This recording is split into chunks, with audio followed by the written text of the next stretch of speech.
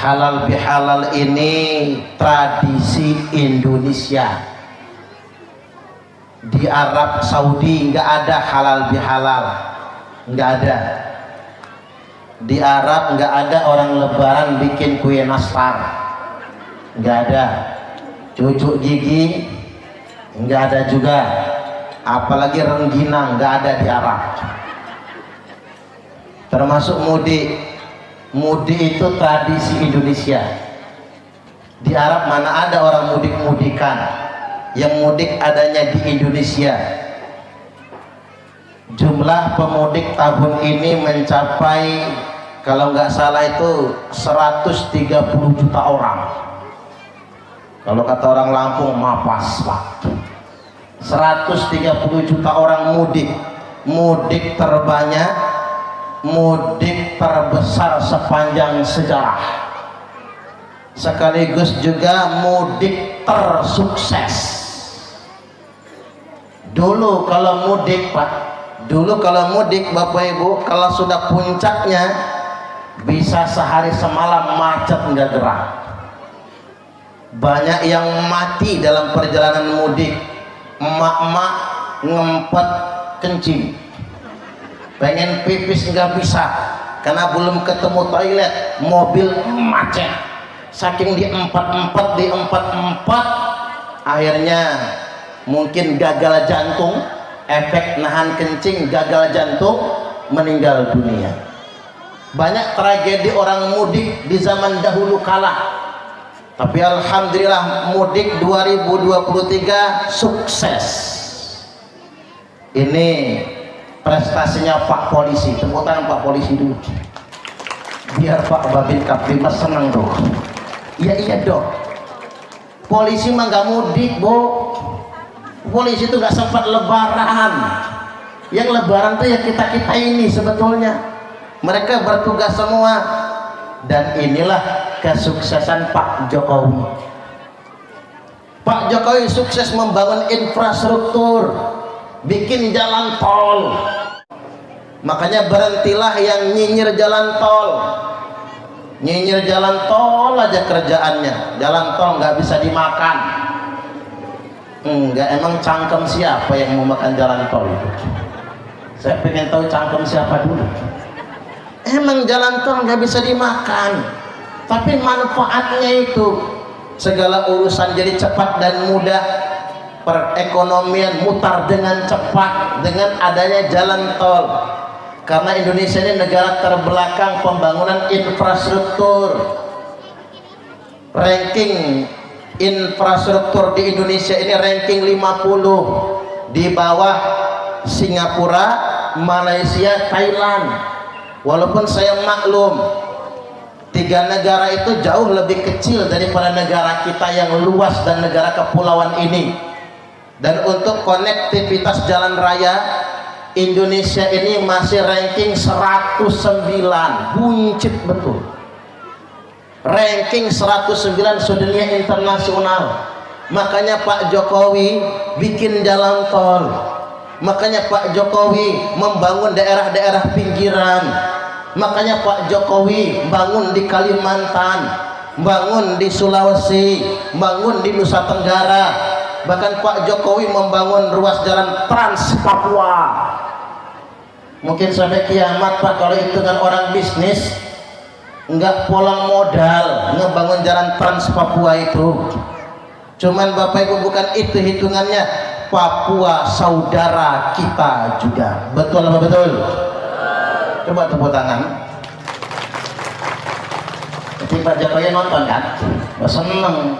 Kita hargai kinerjanya, membangun infrastruktur, membangun Indonesia, pemerataan pembangunan. Bukan hanya di kawasan Jawa, tapi seantero Nusantara, demi menjaga negara kesatuan Republik Indonesia. Ini kita ceramah nasionalis namanya. Bu, kalau saya ngomong siapa Anda, jawabnya Pancasila. Setuju nggak? Kalau saya ngomong siapa kita, jawabnya Indonesia.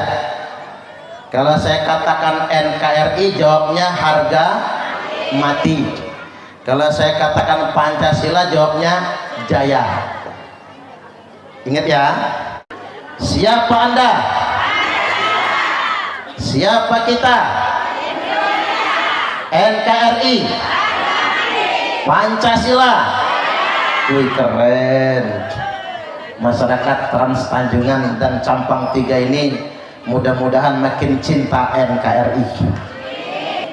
Jadi balik lagi bapak-bapak, ibu-ibu, halal bihalal ini merupakan tradisi bangsa Indonesia, dan ini menjadi positif karena yang dikatakan halal bihalal itu kita saling menghalalkan.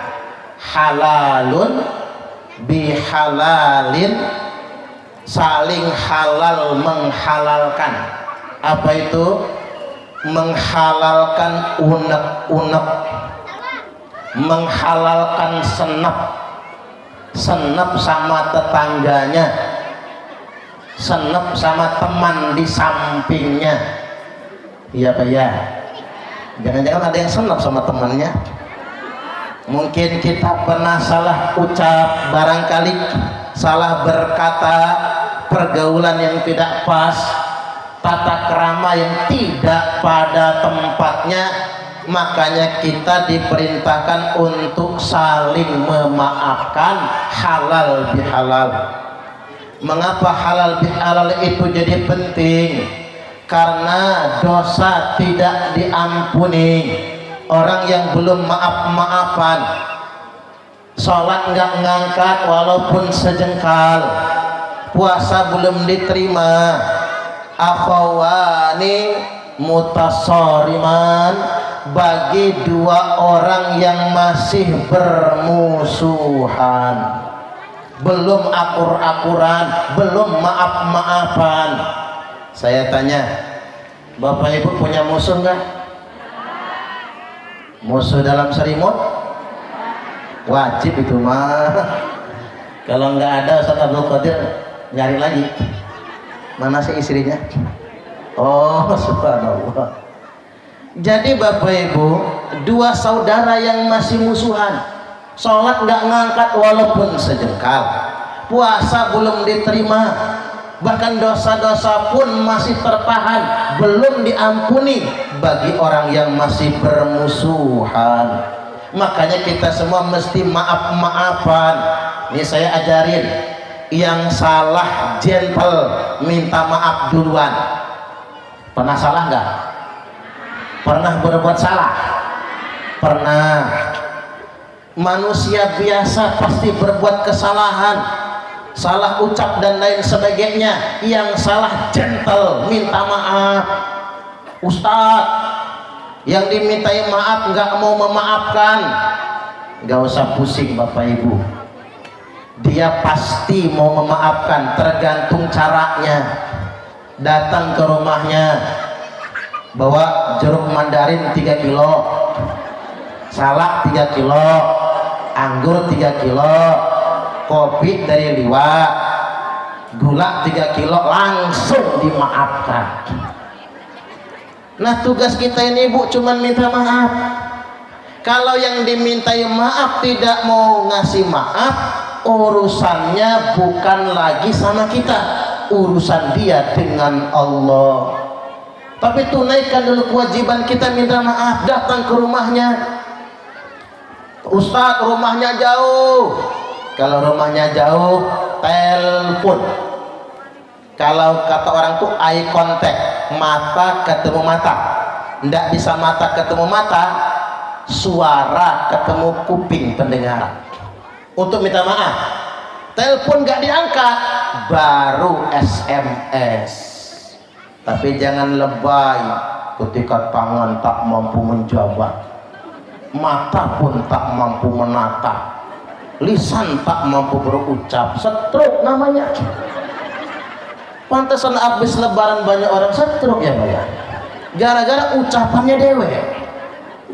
Kalau mau minta maaf itu udah baik, kita pernah salah apa, ingatkan akan kesalahan kita tersebut, lalu minta maaf dengan yang bersangkutan. Itu yang namanya minta maaf.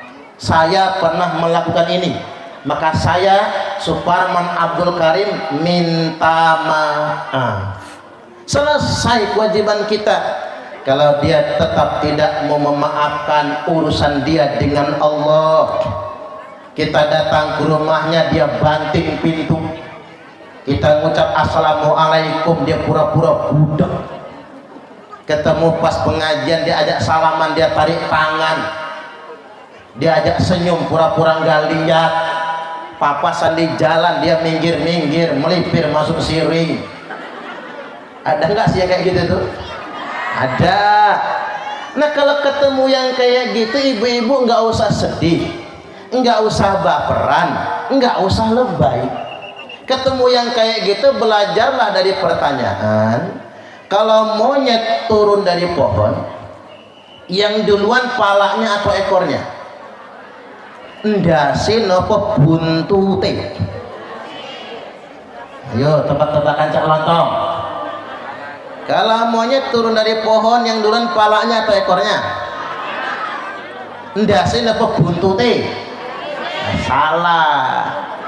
Yang benar jawaban Cak Lontong. Kalau monyet turun dari pohon, yang duluan palanya atau ekornya? Jawaban yang benar EGP. EGP. Emang gue pikirin. Monyet kok dipikir? Monyet jangan dipikir, Pak. Jangan diambil pusing, Bu. Ingat ya, kalau ada orang yang nggak mau maaf-maafan, nggak mau akur-akuran, ingat kata Pak Parman, monyet turun dari pohon. EGP, emang gue pikirin. Urusan sama kita sudah selesai, tinggal urusan yang bersangkutan kepada Allah. Makanya Bapak Ibu, Allah Subhanahu wa Ta'ala menyebutkan ciri orang yang bertakwa yang akan masuk surga itu, wal afina 'anil nas, yang mau memaafkan kesalahan orang lain. Kita manusia biasa, manusia tidaklah sempurna. Kalau kita juga bisa salah, maka orang lain juga mungkin salah. Maka dengan bijaksana kita memaafkan saudara kita, insya Allah. Nah sekarang, kepada siapa kita mesti duluan minta maaf? Bu, bapak-bapak, kepada siapa kita duluan minta maaf? Kita harus minta maaf kepada orang terdekat. Orang terdekat bapak-bapak siapa? Istrinya. Karena begini, yang paling mungkin paling banyak dizalimi suami adalah istrinya sendiri. Betul nggak, Bu? Ibu-ibu inilah sebetulnya yang paling banyak disakiti oleh laki-laki. Ingat wahai laki-laki, wanita diciptakan bukan untuk disakiti. Setuju nggak, Bu? Wanita itu diciptakan untuk dicintai. Awas laki-laki, jangan pernah membuat wanita menangis, karena malaikat akan mencatat setiap air matanya yang jatuh. Itu kata Google, Bu, ya, bukan kata saya. Saya emang nggak pernah bikin ngarang begitu, Google yang ngarang begitu. Jadi yang pertama kali mesti dimintai maaf itu istri, karena paling mungkin dizolimi oleh suaminya. Apalagi zaman sekarang ini, Bu, banyak laki-laki hidung belang mata keranjang. Ada nggak sih zaman sekarang? Yang mana orangnya? Kalau nongol di sini ya, udah hidungnya belang, matanya keranjangan lagi, mana bajingan tengik. Saking tengiknya nggak enak lagi dimakan, mau dibuang saya nggak dibuang, menyakitkan. Makanya Bapak Ibu, wanita Indonesia ini, Pak, wanita terkuat sedunia internasional. Tak ulang ya, wanita Indonesia ini wanita terhebat sedunia internasional. Mengapa? Sakit kayak manapun dia tidak akan pernah membalas suaminya. Coba kalau wanita di barat Pak, suami selingkuh, bini selingkuh, suami cewekan, istrinya cowokan, masa cewekan semua ngebales, tapi istri-istri di Indonesia tidak ngebales. Itulah hebatnya istri-istri di Indonesia. Makanya orang pertama yang harus jenengan mintai maaf adalah istri.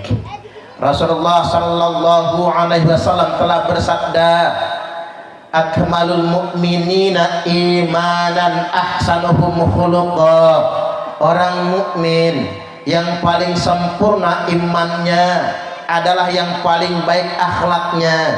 Wa khiyarukum linisaihim khuluqa. Dan laki-laki terpilih di antara kalian semua adalah yang paling baik akhlaknya dengan istrinya. Bu, bapak-bapak ini baik nggak sama istri? Wih, hebat ibu-ibu, nggak mau membuka aib suami ya Bu ya, ngomongin aja baik aja semua. Jadi saya ingin tegaskan sekalian jenengan Pak, laki-laki yang hebat bukan yang terhormat di luar sana, tapi laki-laki hebat itu yang paling baik dengan istrinya, yang paling baik dengan orang terdekatnya. Makanya begini, kalau pengen lihat orang baik, lihat cara dia memperlakukan orang terdekat, bukan ketika dia di luar rumah. Kadang-kadang ada ya Pak, kita memperlakukan asisten rumah tangga secara berlebihan. Asisten rumah tangga nonton TV mendelik, ngapa kamu nonton-nonton, urusan kamu di dapur sana. Ini kan kezoliman Bapak Ibu. Karena begini, yang namanya asisten rumah tangga kerja di rumah kita, dia nggak punya daya upaya apa-apa, diapain aja sama bosnya dia nggak bisa ngelawan. Ya, hati-hati, jangan begitu. Makanya jenengan yang galak-galak sama asisten rumah tangga, awas, nanti dimutilasi, jangan macam-macam. Kayak cerita yang di TV kan, diketoin semua badannya. Karena ngapa? Sering dikampungin yang kerja sama dia ini. Nggak boleh yang kayak gitu. Makanya kalau pengen lihat orang baik, lihat cara dia memperlakukan orang terdekatnya. Kalau dia sedia makan satu meja dengan pembantu rumah tangganya, itu orang baik. Manusia sama di hadapan Allah. Betul nggak kira-kira? Indonesia ini sudah terlalu lama dijajah, 3 abad lebih dijajah Belanda, belum lagi sakit dijajah oleh Jepang. Kadang-kadang Bapak Ibu, karena terlalu lama dijajah, ada orang yang bermental feodal, pengennya didoroakan. Kalau kata orang Jawa apa? Meriayeni. Betul nggak bahasanya itu? Meriayeni. Ngebos, jeng jeng, teng teng teng. Makanya saya terus terang saja Pak, kalau santri saya yang takzim sama saya biasa saja. Tapi kalau bukan santri saya diperlakukan agak istimewa, malu saya. Kok saya ini kayak Londo ya? Kok saya ini kayak Jepang gitu? Apa bedanya dengan bangsa feodal zaman dahulu kala? Nggak boleh, meriayan itu bukan zamannya. Ini era tahun 2023, dunia sudah modern. Jangan pernah merasa lebih istimewa daripada orang lain. Cocok kata cocok. Cocok kata cocok. Kita sama di hadapan Allah. Yang membedakan kita apa? Inna akramakum indallahi atqakum. Yang paling mulia di antara kalian semua di sisi Allah adalah yang paling bertakwa. Saya nggak tahu, jangan-jangan jenengan ini Pak jauh lebih bertakwa daripada saya. Maka saya tidak merasa punya hak sedikit pun untuk lebih istimewa dibandingkan jenengan. Cocok atau cocok? Jangan sampai Bapak Ibu orang zaman sekarang merasa nasabnya lebih istimewa lalu merendahkan orang lain, merasa leluhurnya lebih istimewa lalu merasa rumangsa jadi majikan.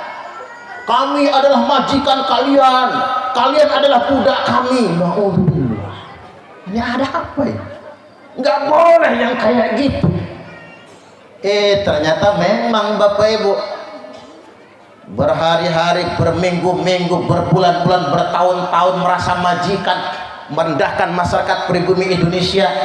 Mentang-mentang kita hidungnya pesek-pesek, hidungnya proporsional Bapak Ibu ya, merendahkan. Ternyata mereka yang merasa nasabnya lebih mulia, ngaku ahlul bait, ngaku dzurriyyah, ternyata hasil penelitian ilmiah belum terkonfirmasi sebagai keturunan Nabi. Pantesan akhlaknya nggak sesuai dengan akhlak Nabi, pantesan kelakuannya nggak cocok sama kelakuan yang dicontohkan Nabi. Hanya ngaku-ngaku keturunan Nabi. Beda yang beneran sama yang ngaku-ngaku.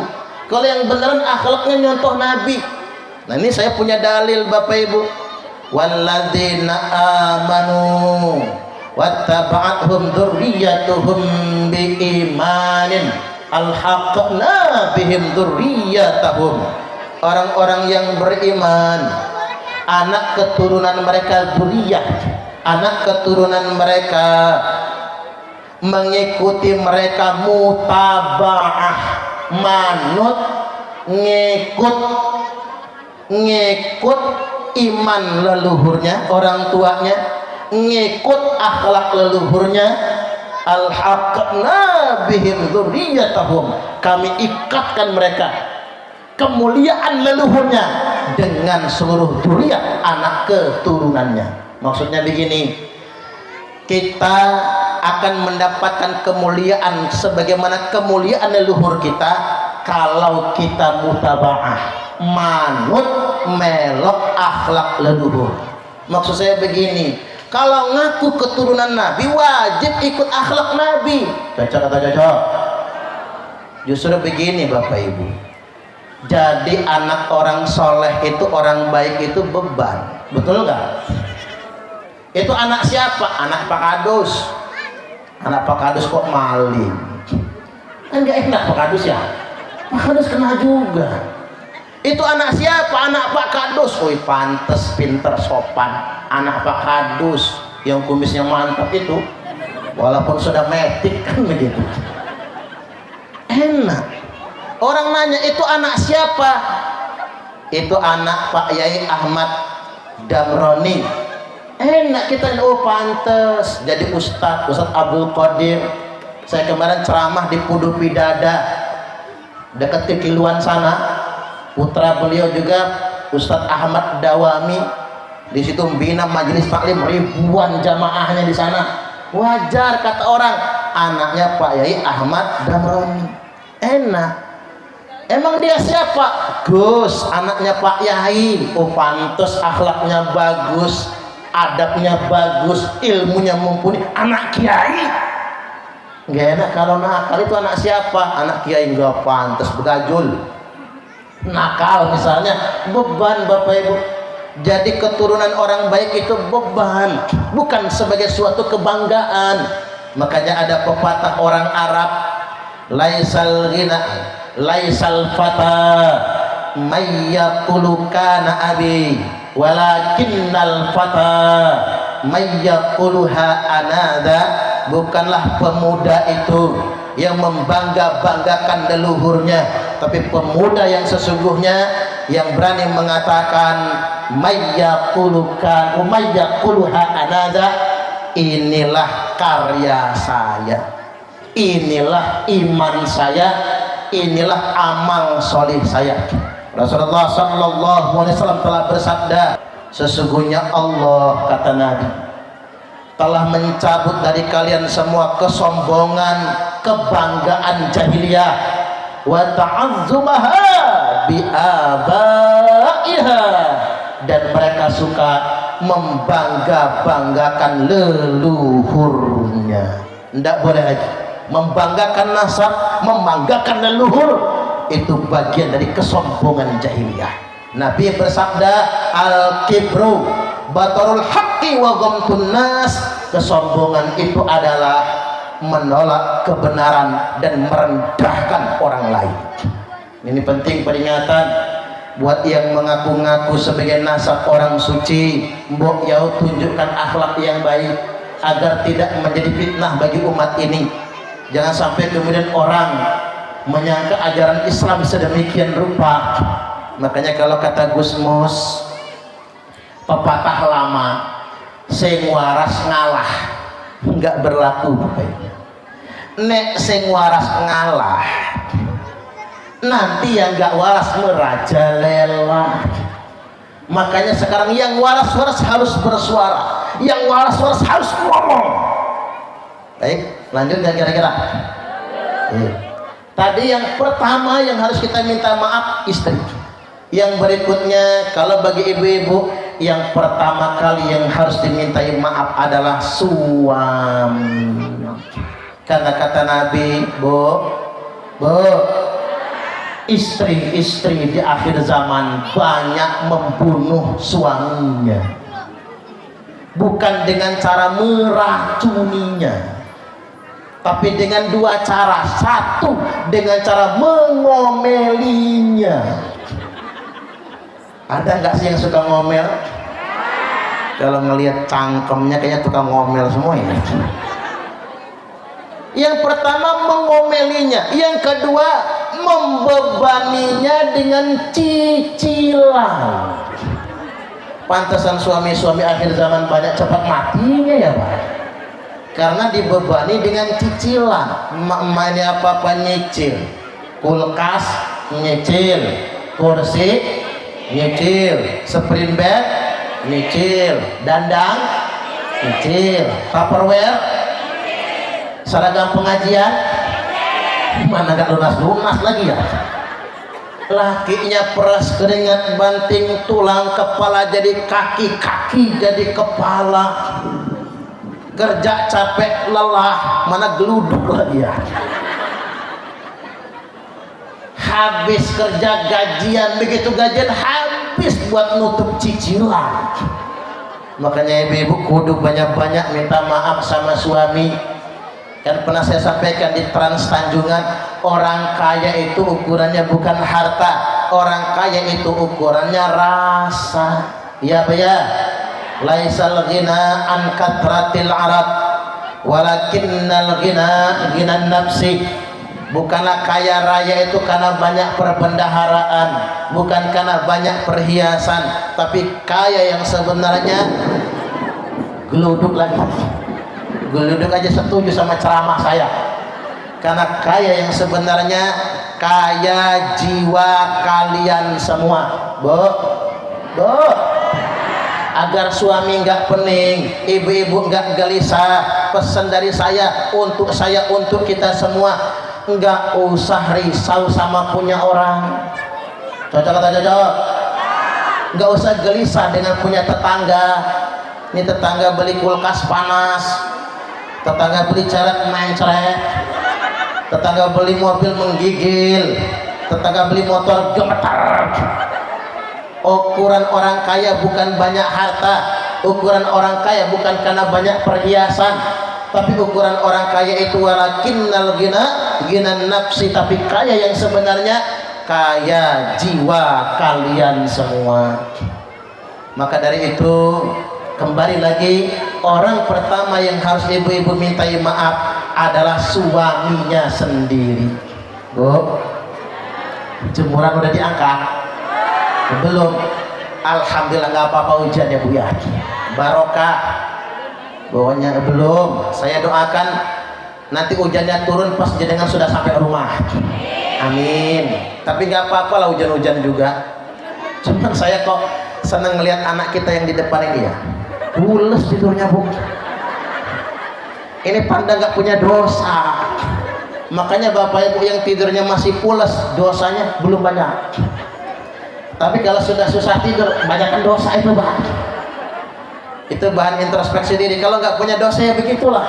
Nggak peduli saya teriak, saya bengak-bengok, tidur aja dia pulas pokoknya. Jadi balik lagi ibu-ibu minta maaf sama suami. Karena begini, surganya istri itu ada pada keridoan suaminya. Ibu-ibu ini paling gampang masuk surga, paling gampang masuk neraka. Ibu-ibu kalau pengen masuk surga, taat manut perintah suami.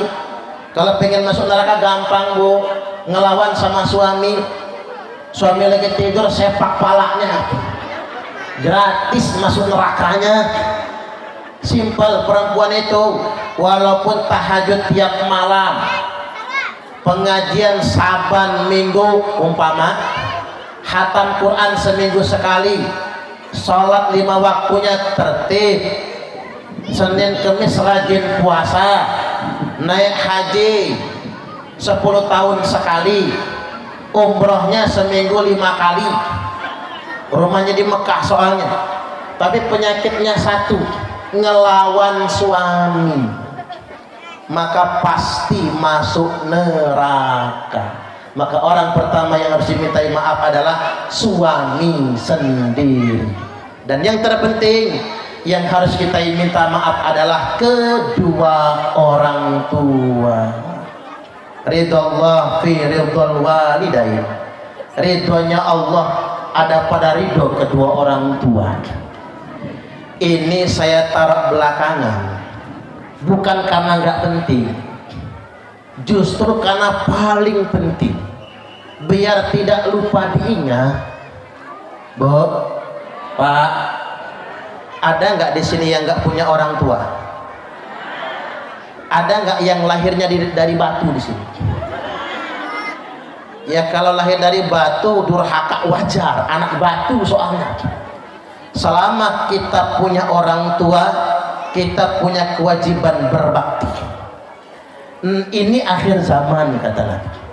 Akhir zaman ini wa antalidal amata rabbataha. Banyak budak-budak yang melahirkan tuannya. Apa itu budak melahirkan tuan? Bukan budak Palembang, bukan budak Semende, budak Ugan, lain budak Sunda. Budak yang melahirkan tuan itu ibu kandung, ibunya yang mengandung, ibunya yang melahirkan, ibunya yang menyusui dan membesarkan. Setelah anaknya sukses, anaknya memperlakukan ibunya seperti pembantunya sendiri. Mati lampu ya.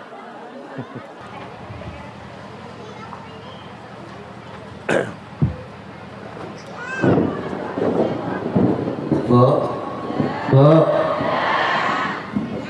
di akhir zaman kata Nabi, wa antalidal amata rabbataha, banyak budak-budak yang melahirkan tuannya. Siapa itu? Ibu kandung, ibunya yang mengandung, ibunya yang melahirkan, ibunya yang membesarkan. Setelah anaknya sukses, anaknya memperlakukan ibunya seperti pembantunya. Babysitter ada nggak zaman sekarang? Banyak. Jangan-jangan di sini banyak babysitter gratis ya. Kadang-kadang anak-anak nggak tahu terima kasih dengan orang tua. Borok-borok mau ngasih duit, kadang-kadang ngasih duit juga bini cemburu. Suami ngasih duit sama orang tuanya, bini monyong. Ada nggak sih bini yang kayak gitu? Yang mana ya? Begitu suami pulang, tidur malam mepet istrinya Noel. Apa kata bininya? Kelon sama emak lu sono. Jangan kelon sama saya. Mencemburui ibu suami. Awas lu. Man faddala zaujatuhu ala ummi. Laki-laki yang melebihkan istrinya daripada ibu kandungnya sendiri, fa'alaihi la'natullah, maka baginya laknat dari Allah. Memang bapak-bapak punya kewajiban Pak nafkahin istri, tapi jangan sampai bapak-bapak melebihkan istri mengalahkan ibu kandung. Nggak boleh. Bu, jangan mencemburui ibu suami. Tapi suami yang baik, baik ibu kandungnya maupun ibu mertuanya, orang tuanya juga. Gimana begini? Bapak kandung, bapak mertua, orang tua juga, sama-sama kita berbakti. Nah, anak-anak mesti berterima kasih kepada orang tua. Mungkin duit nggak sanggup ngasih, minimal terima kasih. Ini mah enggak, sudah emaknya capek ngasuh anaknya, si anak pulang dari kantor nanya, mak ngapa anakku bibirnya bengkak, bibirnya jontor. Anakmu lari-lari nginjek kulit pisang, kepleset njedut dinding, darahan. Apa kata si anak? Emak sih, nggak enak bener bu, hidup numpang sama anak. Umpama nih diomongin anak, emak sih nyut ke dalam. Andai kata si nenek bisa nyanyi-nyanyi, dia sakitnya tuh di sini, di dalam hatiku. Sakitnya dibentak anak itu lebih sakit daripada melahirkannya. Betul nggak bu? Karena saya ini belum pernah melahirkan soalnya, walaupun hamil saya ini adalah 7 bulan ini, cuman nggak hamil, nggak lahir juga. Sakitnya dibentak anak lebih sakit daripada melahirkannya. Makanya jangan pernah kita membentak orang tua. Orang tua dimanapun tidak akan pernah merepotkan anaknya. Betul? Ibu saya itu pak, saya paling sungkan kalau dia ke Bandar Lampung, dia ngepel, nyuci piring. Mau tak larang dia cepat pulang, mau tak biarkan, alangkah durhakanya saya. Ndak sopan, emak kok nyuci piring, emak kok nyapu.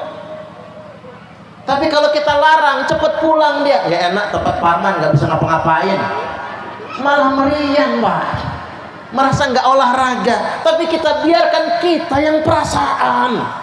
Itulah orang tua. Orang tua dimanapun tidak akan pernah merepotkan anaknya selagi dia bisa, dia kerjakan sendiri. Ya pak ya, itulah orang tua.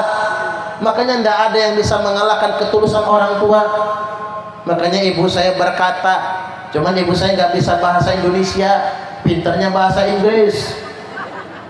Kata ibu saya, ame anak lemah, umat dek denak minta. Ame anak sare, umat nangis siang malam. Ini bahasa Inggris Kingston. King itu raja, stone itu batu, batu raja. Oke. Ame anak lemah, umat dek denak minta. Ne anaknya seneng, ne anaknya suge. Kalau anaknya kaya, ibu nggak pengen minta. Betul nggak bu? Tapi kalau dikasih mau, ya nggak kira-kira. Tapi ya jangan ditawari. Kalau ditawari ibu pasti nolak. Opo le, isi ini duit mak, masih nak. Cukup nggak mak? Cukup nang. Nggak, mama ngomong aja, kira-kira mama mau dikirim lagi nggak? Nggak usah nak. Ini anak goblok. Ini gobloknya anak. Ngapain nanya? Kalau orang tua tuh kasih-kasih aja, nggak usah ditanya lagi. Orang tua paling pintar bohong sama anak. Anak meriang, demam, menggigil, dikompres sampai jam 12 malam. Si anak nanya, mama nggak ngantuk? Enggak nak, mama nggak ngantuk. Padahal klop sambil ngerumat anak itu, emak. Kalau bapak mau udah pulas ya bu, itu beda soalnya. Makan susah, kadang-kadang makan, kadang tidak. Ada beras jadilah makan nasi cukup, nggak apa-apa, nggak punya lauk. Suatu hari dikasih besek rendang padang isinya, disuapin semua ke anaknya. Anak takon, mama nggak makan rendang? Nggak nak, mama nggak suka rendang. Padahal sambil nyuapin nelan ludah. Lo ngapa semua disuapkan ke anak? Itulah orang tua. Gak ada yang bisa menggantikan ketulusan. Makanya selagi sukses, selagi berhasil, selagi ada, kasih orang tua. Nggak bisa ngasih, yang penting anaknya hadir untuk orang tua. Jangan terlalu sibuk dengan urusan dunia. Kadang-kadang kita nih, saya laki-laki ya pak, kita sesama laki-laki, kadang-kadang laki-laki ini mentang-mentang rumangsa berduit dikit, semua keinginan anak dikasih. Kalau anak yang minta, Makanya kalau orang tua kaya, anak kayak raja. Ya Pak ya. Rumangsa punya duit banyak, bini minta apa aja dikasih. Padahal Pak, kalau kita ngasih orang tua, saya kasih 500.000, banyak niat, kebanyakan. Saya kasih 1 juta, banyak niat, kebanyakan. Saya kasih 5 juta, gemeter ya Bu. Kebanyakannya 5 juta, nggak mau nerima, dipulangkan lagi, kebanyakan. Itu ngasih emak. Coba kalau ngasih bini, ngasih 5 juta kurang, 500.000 monyong, 20 juta ya kurang juga. Nah kita harus banyak menyadari sebetulnya. Nah sebaliknya kata ibu saya, ame anak sare umak nangis siang malam. Kalau anaknya susah, siang malam ibu menangis. Betul nggak Bu? Nggak ada yang bisa mengalahkan ketulusan orang tua. Maaf Bu, setulus-tulusnya suami, ya kalau belum nikah masih mepet, lagi demen nih, lagi demen tuh, lagi ada maunya, berlutut dia, aku tidak bisa hidup tanpa kamu, terimalah cintaku sayang. Gaya lo. Coba jajal Bu, setahun 2 tahun nikah jenengan wis brojol melar, kayak dikasih bikin powder. Udah melar, saling masuk angin, minta kerokan sama laki, bukannya dikerokin malah diomelin, malah kena gentak, kena marah. Mana kata-kata yang dulu, aku tidak bisa hidup tanpa kamu. Enggak ada lagi Pak. Mohon maaf, setulus-tulusnya istri, kalau bapak-bapak tua renta dan tua bangka, udah tua, kena rematik, asam urat, stroke, prostat, bocor kelek, beser, rembes dewek, kemana-mana pakai kursi roda, pesing bukan main, tapi cerewet. Istri telat ngambil anduk, marah. Istri telat bikin teh, marah. Istri sambil ngaduk teh ngebatin, kapan matinya sepinya. Iya Pak, hati-hati. Makanya jenengan jangan jahat-jahat sama istri. Ngedoa sih enggak ya Bu, cuman ngebatin. Kayaknya capek betul ngurumat bayi tuwek satu ini. Mending ngurumat bayi beneran Bu, tainya nggak bau.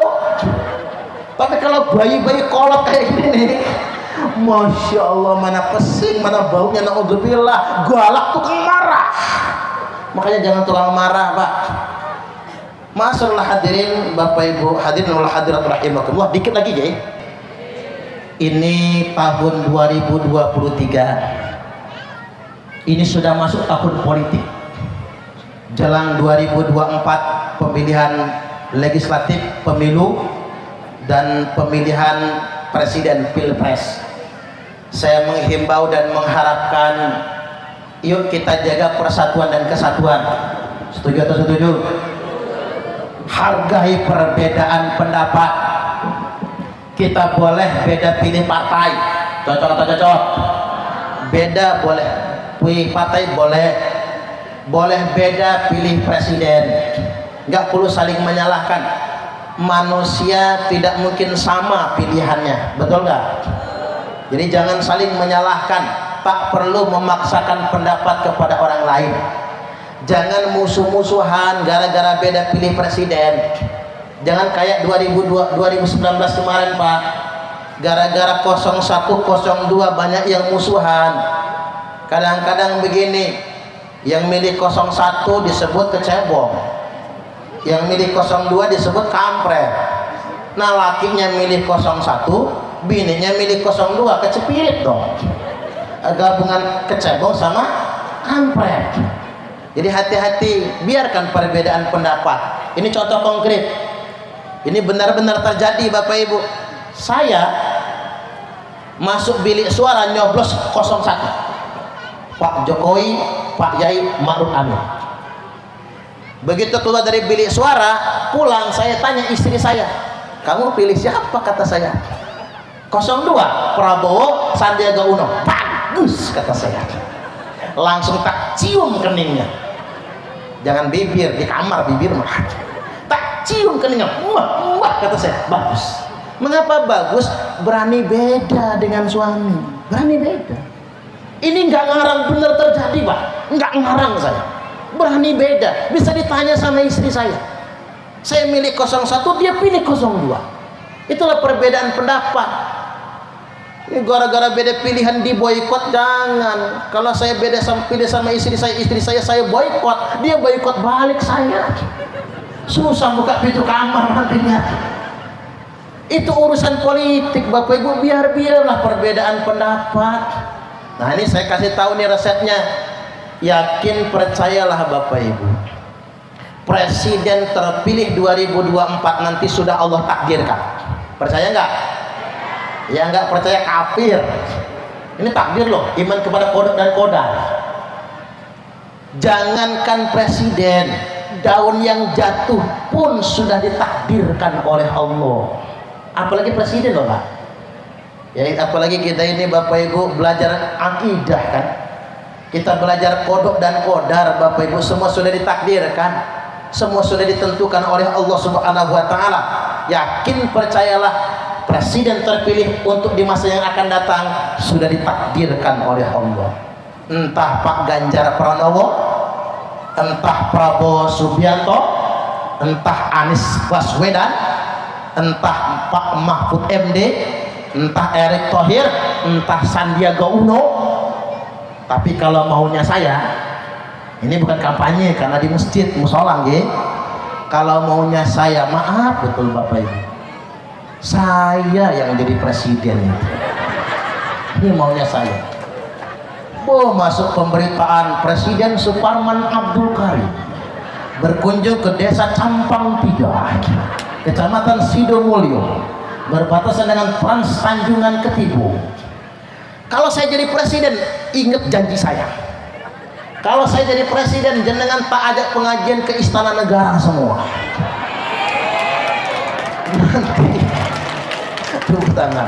Nanti Ustadz Abdul Qadir saya jadikan Menteri Agama. Pak Kadus langsung Menteri Dalam Negeri. Pengalaman sebagai Kadus nantinya. Tapi siapa yang memilih saya ya? Hancur negara saya itu.